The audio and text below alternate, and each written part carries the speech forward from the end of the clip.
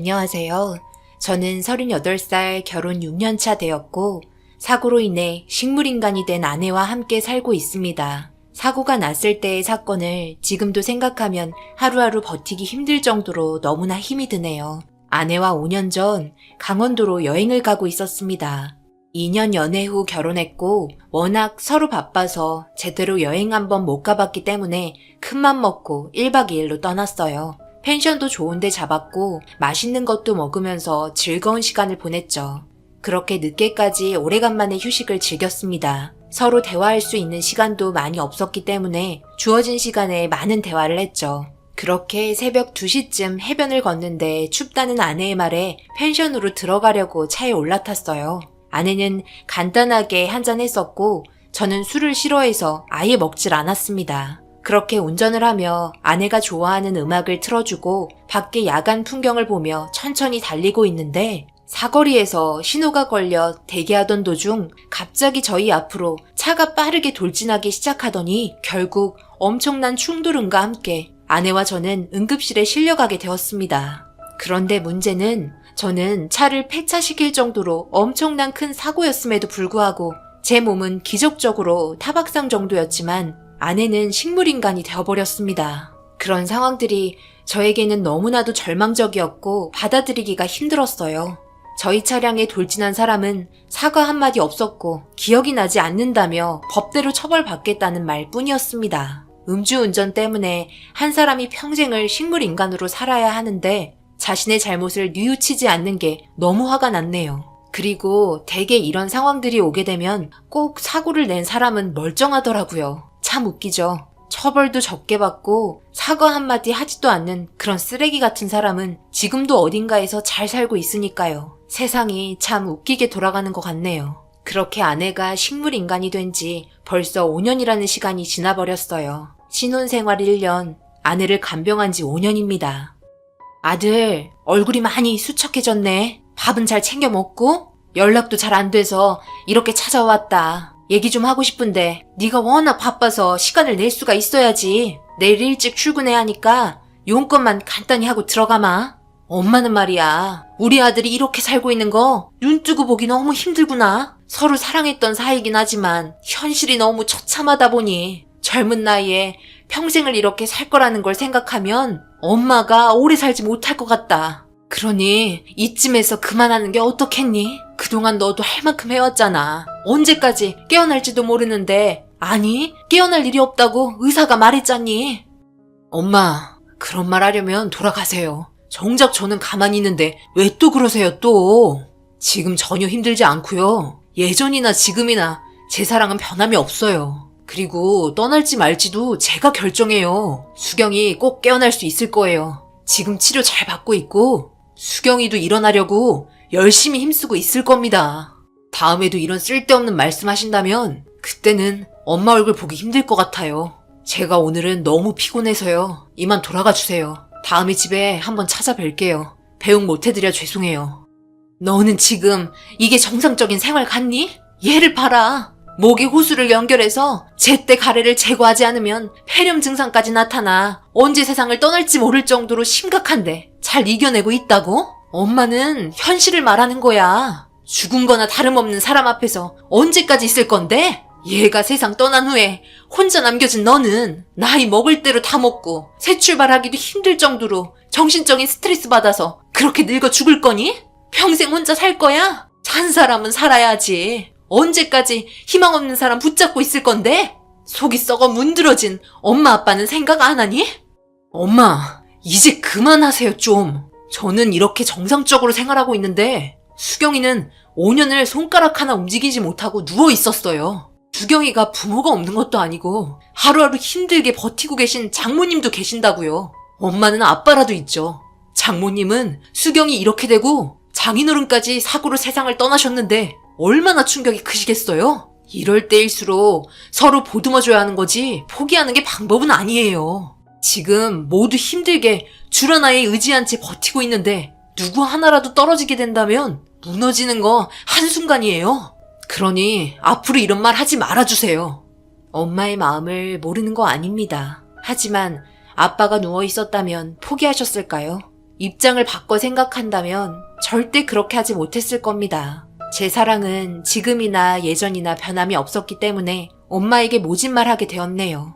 그리고 뒤이어 장모님께서 들어오셨습니다. 아내가 있는 방에서 나오다가 저와 엄마가 싸우는 소리를 다 들으셨는지 죄스러운 얼굴로 고개를 떨군 채 인사를 하니 저희 엄마는 속 터진다며 우리 아들 인생 어떡할 거냐고 오열을 하면서 나가셨습니다. 아무 말 없이 비틀거리고 계신 장모님 부축해서 좀 쉬시라며 방으로 모셔다 드렸습니다. 병원 생활 4년 정도 했고 지금은 저희 집에서 아내와 저 그리고 장모님과 같이 생활하고 있습니다. 워낙 병원 생활에 지쳐 있기도 하고 공기도 좋지 않은 것 같아 전원주택으로 이사했네요. 현재 간병인이 3명 붙어서 도와주고 계십니다. 금전적으로 꽤 많은 돈이 나가긴 하지만 아내의 몸이 조금이라도 좋아질 수 있다면 사소한 거라도 뭐든 다 해주고 싶었습니다. 그리고 병원보다 집에서 지내는 게 훨씬 편했어요. 그런데 최근 들어 장모님께서 저를 대하시는 게 많이 달라지기 시작했는데요. 워낙 무뚝뚝한 분이셔서 말수도 많이 없으신데 제가 집에 들어오기만 하면 제 옆에 있으면서 평소에 잘하지 않던 말들도 하면서 저를 따뜻하게 대해주셨습니다. 오늘도 고생했네. 손서방이 좋아하는 갈비찜 해놨으니 저녁밥 먹게 얼른 씻고 나오게. 그리고 간병인분들 일찍 퇴근시켰네. 라면 하나 끓여 먹으면 되는데 저녁을 차리셨어요. 그리고 간병인분들 일찍 퇴근시키면 장모님께서 힘드실 텐데 왜 그러셨어요? 괜찮네. 간병인분들도 많이 지쳐 보이고 이런 날도 있어야 다음날 우리 수경이 돌봐주는데 사소한 거라도 신경 써주지 않겠나?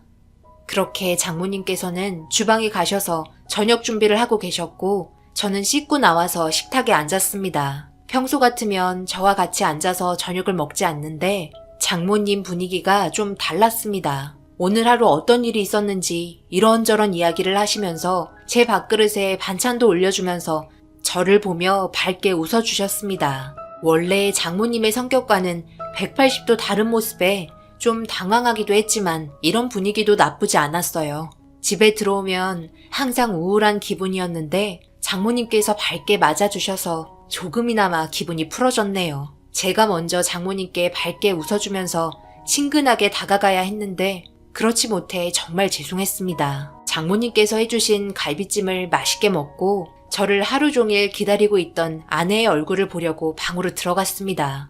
언제나 저에게 한결같은 모습으로 저를 기다려주고 있는 아내는 웃지도 않고 울지도 않고 그저 평온한 얼굴로 눈을 감고 있었네요. 그렇게 한참을 아내가 누워있는 방에서 함께 있다가 다음날 아침 일찍 출근을 해야 하기 때문에 제 방으로 들어가 이것저것 정리하다 보니 새벽 시간이 되었고 몸이 많이 피곤해 침대에 누웠는데 노크 소리가 들려오면서 장모님께서 제 방에 들어가도 되냐며 물어보시길래 늦은 새벽 무슨 일인지 몰라 일단 들어오시라고 했어요.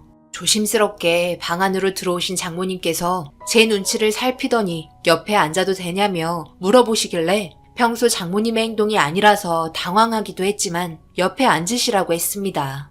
그런데 장모님 손을 보니 맥주가 2캔이 들려 있었고 저에게 한 개를 건네주면서 잠시 동안의 침묵을 깨며 떨리는 목소리로 저에게 조심스럽게 말을 꺼내셨습니다.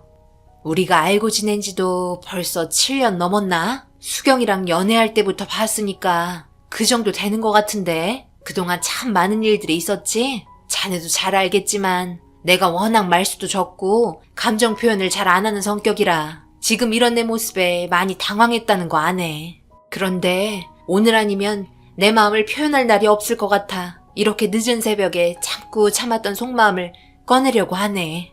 우리 수경이 아직도 많이 사랑하고 있나? 하지만 그 사랑 오래가지 못할 걸세. 지금 현재는 자네가 아직 젊고 돈을 벌 수 있는 능력이 있어서 그런 거지. 시간이 지나고 자네 몸도 점점 약해지면 그때는 우리 수경이 감당하기가 너무 힘이 들 거야. 그때는 아마 별의별 생각이 다 들겠지. 그래서 하는 말인데 우리 여기까지 하세. 그동안 정말 고마웠네. 나도 자네에게 의지하면서 어떻게든 우리 딸 원래대로 돌아오게끔 해줬으면 좋겠지만 그건 나의 이기적인 생각일 뿐이지 자네의 미래를 망치는 일인 것 같아 더 이상 말리고 싶지 않네. 자네도 한 번뿐인 인생인데 이렇게 살아가면 내 마음도 편치가 않아. 하루하루 가시방석에 앉아있는 느낌이라네. 그러니 이제 지금 짊어지고 있는 짐들 모두 나에게 던져주고 이제 새로운 삶 살길 바라네. 내일 수경이와 이 집에서 나갈 테니 그런 줄 알게. 이제 우리의 인연 여기서 끝내기로 하고 더 이상 만나지 않았으면 하네. 내가 손서방 엄마였어도 똑같이 행동했을 걸세. 내 아들이 아무것도 할 수 없는 식물인간 여자한테 자기 인생을 평생 동안 바치면서 산다는 걸 생각하니 가슴이 무너지고 찢어진다네.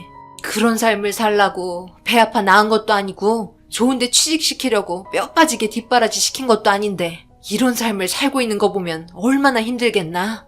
자네가 우리 수경이 사랑하는 마음 너무나 잘 알고 있고 여기까지 했으면 충분하니까 이제 새로운 삶 살길 바라네. 그동안 고마웠고 평생 잊지 못할 걸세.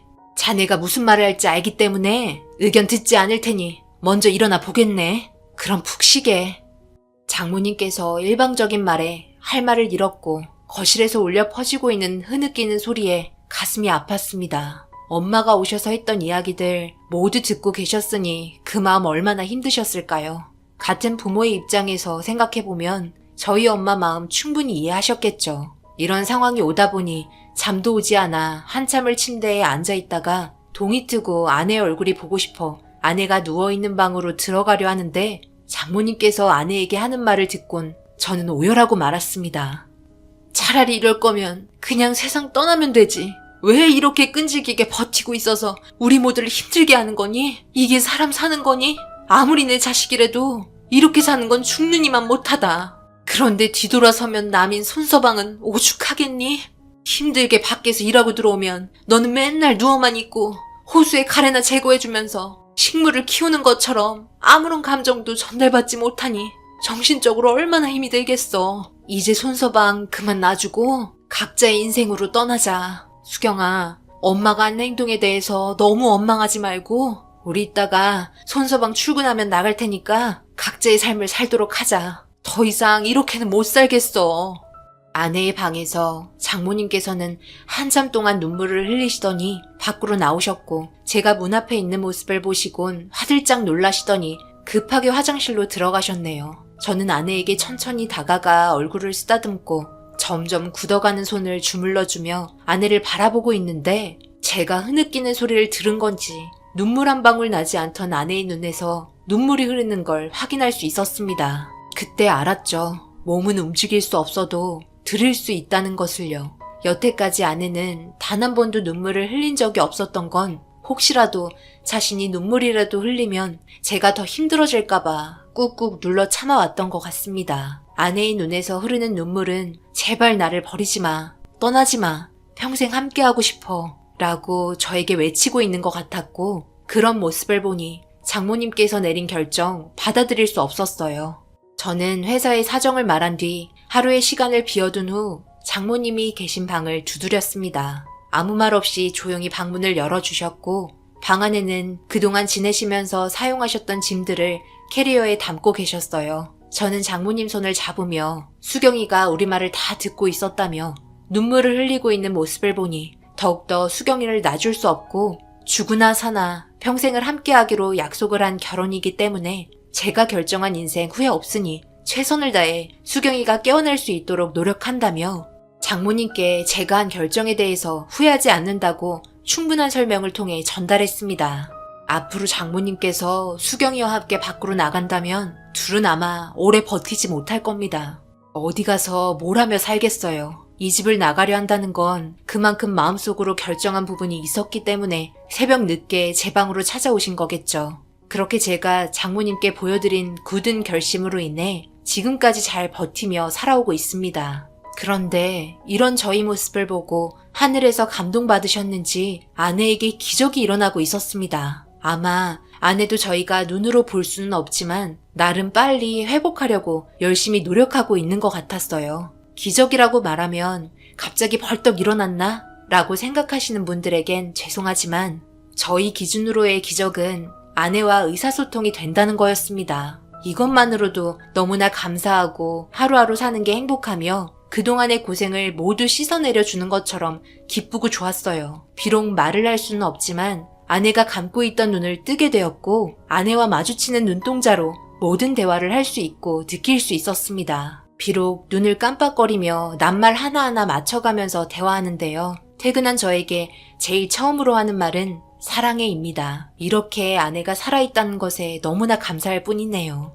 그리고 손가락과 발가락이 조금씩 움직이기 시작했습니다. 그런 발전되는 모습에 간병인 분들도 더욱더 열심히 손과 발을 마사지해 주셨고 장모님께서도 지금은 많이 밝아지셨어요. 포기하면 그 자리에서 멈추게 되고 그걸로 끝인 게 되지만 쓰러지고 또 쓰러져도 포기하지 않고 계속해서 일어나고 헤쳐나간다면 그 끝은 분명 밝은 미래가 저희를 기다리고 있을 겁니다. 비록 사람마다 사는 환경이 모두 제각각이지만 저희가 살고 있는 지금의 삶이 저는 너무나 행복하네요. 제 사연을 듣게 되신 많은 분들께서 수경이에게 힘이 될 수 있는 격려의 말 한마디 해주신다면 분명 더욱더 힘을 내서 언젠가 여러분들께서 남겨주신 격려의 글 덕분에 일어났다며 컴퓨터 앞에 앉아 고마움의 표시로 사연을 적어 내려가지 않을까 생각합니다. 각자의 인생에 힘든 부분 분명히 있으실 테고 경기가 안 좋은 요즘 시기에 잘 헤쳐나가셔서